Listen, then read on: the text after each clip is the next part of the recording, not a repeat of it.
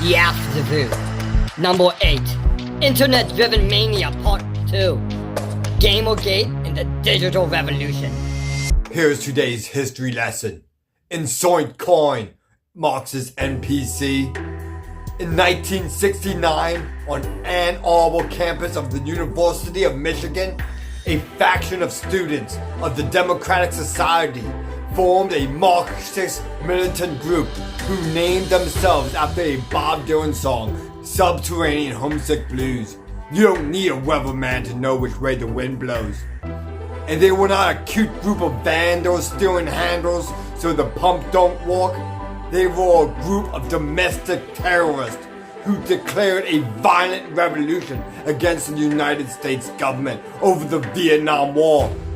This group was involved with the jailbreak of acid freak Tim Leary and the Days of Rage, a 3-day riot that had coincided with the trial of the Chicago 7, a group of conspirators who conspired to incite the Chicago riots the year prior. There was a lot of riots in the 1960s, a left-wing American tradition. In the 70s, the Rebel Underground expanded their organization activities to include the bombing of police stations and banks. They were nice about it and always gave a heads up and evacuated, and despite all the bombings, they were only good at blowing themselves up. 3 of the Weathermen died in an explosion while making one of the bombs. After the Vietnam War, the group disbanded. So what became of Ted Kaczynski's favorite 70s supergroup? Well, there was Bill Ayers. A lot of people tried to tie him to Obama, but he was just a professor preaching social justice in the church of academia. Then there was Mark Rudd.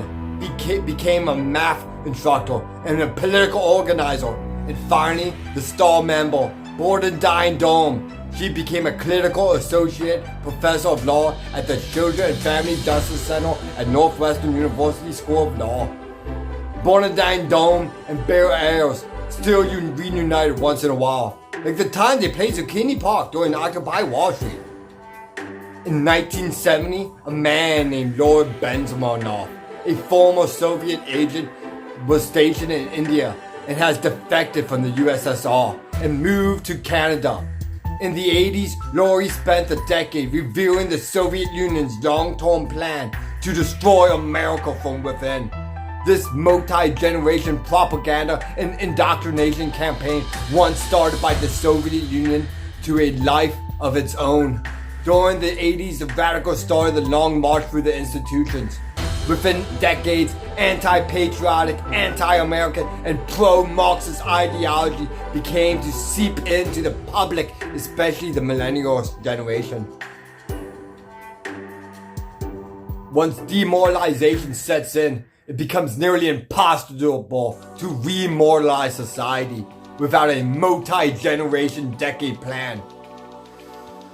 By the 2010s, demoralization among the millennials will fully baked in the shadow of the Great Recession and a heavily indoctrinated population of loofs. The battlefield was set. The social justice keyboard warriors were on the march. People I was once friendly with became impossible to communicate with. They yelled in all caps, calling me racist for not believing in race and claiming that the race issue was just a way to divide us. One time I expressed the opinion that race was just a social construct. A social justice keyboard warrior responded with a thread of 1,000 of links, like I had time to read a single one. It was like being bombarded. It was not their opinions. It was their self-righteous anger and hatred that came at me with 1,000 stinging words. The Facebook comment section became a mental minefield. Bits of our psyche being blasted all over the place. Why is everyone posting black squares and flags of foreign nations? Symbols of what side they shove up your butt. What side you're fighting for. What happened to people I once known? What happened to me? Then there was GamerGate. In 2013, Zoe Quinn, an independent game developer, made a text-based game called Depression Quest. A game designed to fight depression. Sounds like a game only women were like, what? Which is okay. The game earned high praise for its unique game mechanics, but it also earned a bunch of criticism for being lame. Young men were voted, claiming it was crammed political correctness into gaming. Poor Zoe Quinn was harassed by an army of incels, threatening death and rape upon her. The leader was a political agitator named Miley Yiannopoulos, popularized the hashtag GamerGate. The campaign was not limited to Zoe Quinn.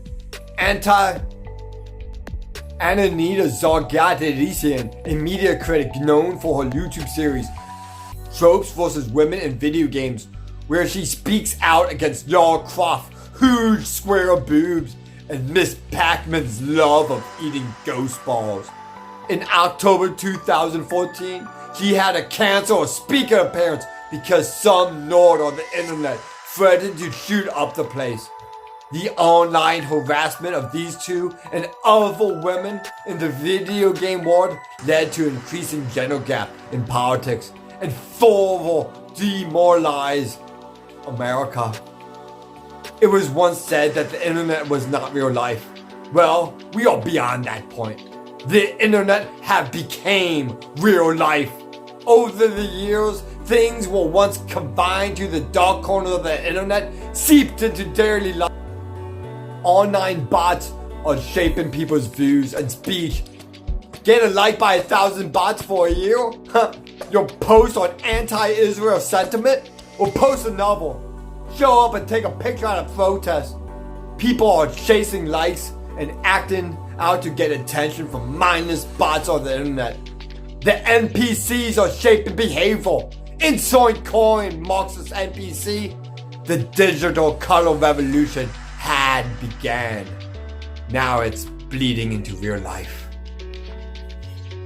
Man, you see this? Women are literally chasing ICE agents still.